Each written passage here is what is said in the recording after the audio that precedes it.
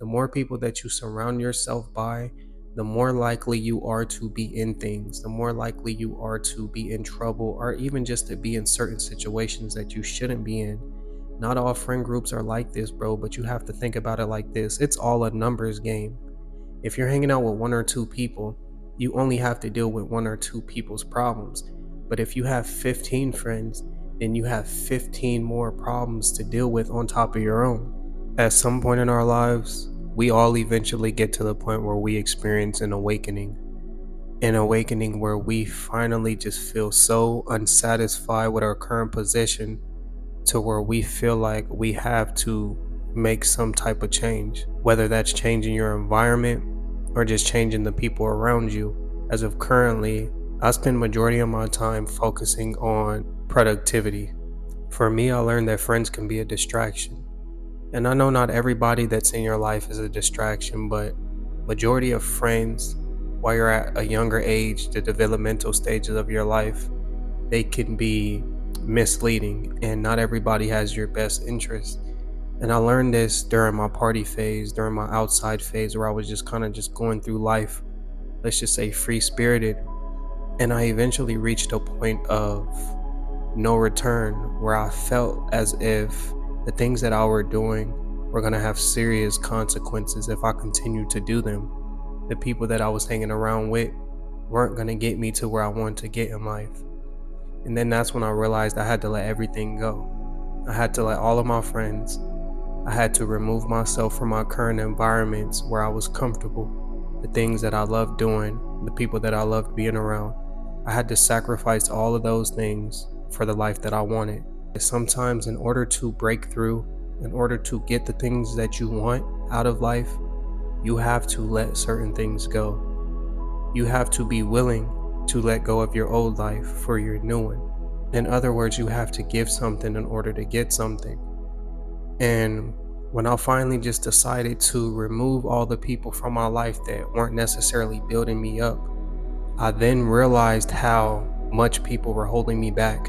I didn't understand when I was in the current position how much true potential I had, how much time was being wasted, how I was just devaluing myself over time, just allowing myself to be in these positions where I was comfortable around these people, where I was going out and doing things that I knew I shouldn't have been doing.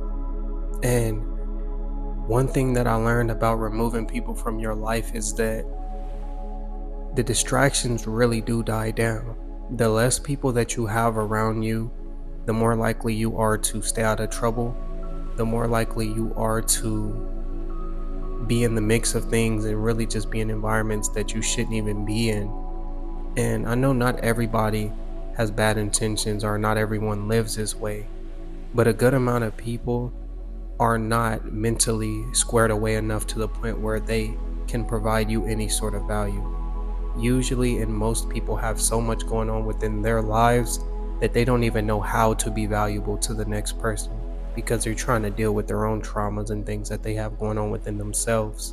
But when I truly learned to remove people, the first thing that I noticed was just the mental clarity and the validation that I was no longer seeking from my friends.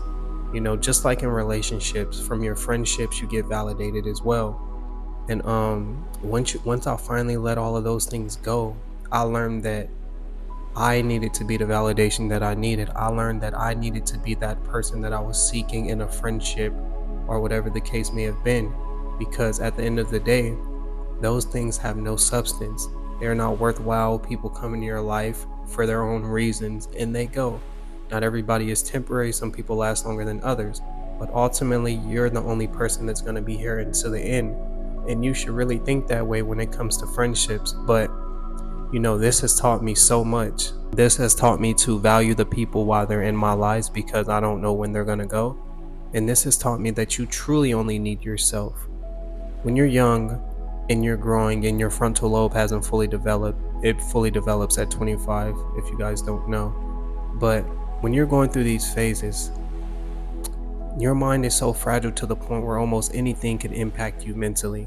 And yeah, don't get it twisted, we all love having friends, we all love being comforted in a sense, but when you're in these phases of finding your true self and who you are, I learned that it's best to be alone. It's best to allow yourself to see how you react to certain things naturally without being impacted by other people's opinions and by the way that other people may feel to certain decisions that you make. And if you guys are like me, I'm somebody who's super considerate, so I make decisions based on how I would feel, but also how the next person may feel about it as well. And this really just put me in a position where I started to lean more towards pleasing others than pleasing myself, not getting the most out of my current situations and out of my life, but doing more people pleasing than anything. And letting people go really helped me break through that. My life has become way more productive. I'm able to see things a lot more clearly. I'm more able to think for myself, and I give myself the time to assess certain situations and react accordingly without having the help of other people, without seeking the validation from friends or even family. I feel like at some point as adults, we all reach a point where we want to isolate ourselves, where we want to get away and just try to do things on our own. That's why when we're growing up as kids, we just can't wait until we become adults because we think that growing up and reaching a point where we have complete control over our lives is going to make things better. And in reality, it's not necessarily going to make things better, but you being able to control your reality makes things a lot more easier for what it is that you want to acquire in your life.